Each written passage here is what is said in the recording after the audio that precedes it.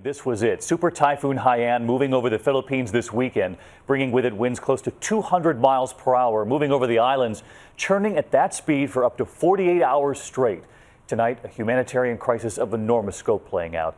This is what the typhoon looked like from space, stretching 300 miles wide. By some estimates, the death toll as many as 10,000, perhaps even more, and this is what's left behind. You can see the line of destruction right there, the trees still standing on the right, everything else in the path of the storm wiped away. Hundreds of thousands of families homeless this evening, making their way through what's left, so many simply looking for food for their children. This little girl in a grown-up's tattered t-shirt standing there on a table, so many simply stunned by the devastation around them.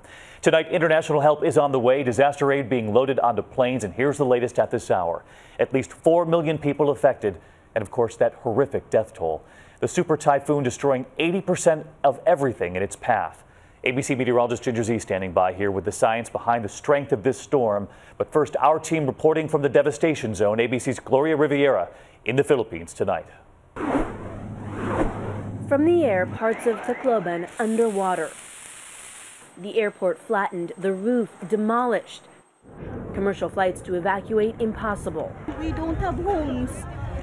We need shelter, food, light.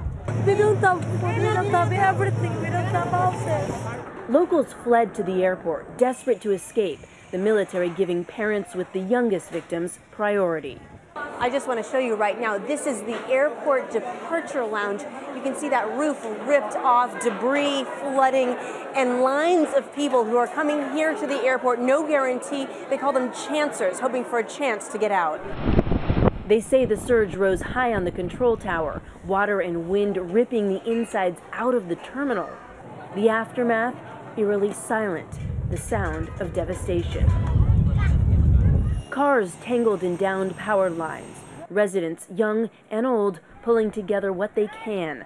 Some have the grim job of bringing the bodies of victims to this church. Those with injuries treated as best they can be. With reports of increasing looting, some officers back but feeling helpless. All of the evacuation centers have either collapsed or have sustained huge amount of damage. So really people are really living in open areas. People also really need food and water. Everyone started to loot in order to get any kind of food. C-130 aircraft are landing and bringing emergency supplies. Typhoon Haiyan wreaked havoc across this province, the damage severe, the challenge now getting to those who need help the most. But for so many here, still searching for loved ones, it seems there is only heartache.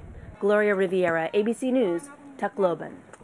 All right, thanks to Gloria tonight. Chancers looking for a chance. Those people there at the airport or what's left of it. Ginger with us now, and you've been tracking all of this. So many in this part of the world know hurricanes, and a lot of people have said this is what, the equivalent of a Category 5? And a strong one. You know, a hurricane is a typhoon, is a cyclone. They're just called different things in different parts of the world. But David, I first want to show you this picture because it really gives you an idea of these huge, heavy boats pushed ashore and what was happening in this strong storm. Either way, we don't have concrete numbers scientifically yet. We know at least 170 mile per hour sustained winds, up to 195 at landfall, and that's what makes this a potentially historic #1 on the planet storm, because if it ends up being 195, it'll be that. And here's what was astounding to me, this buzzsaw of a storm going through the central Philippines, 48 hours as that strength, at least Category 5. That's wild to think of because we have them and they die out right away.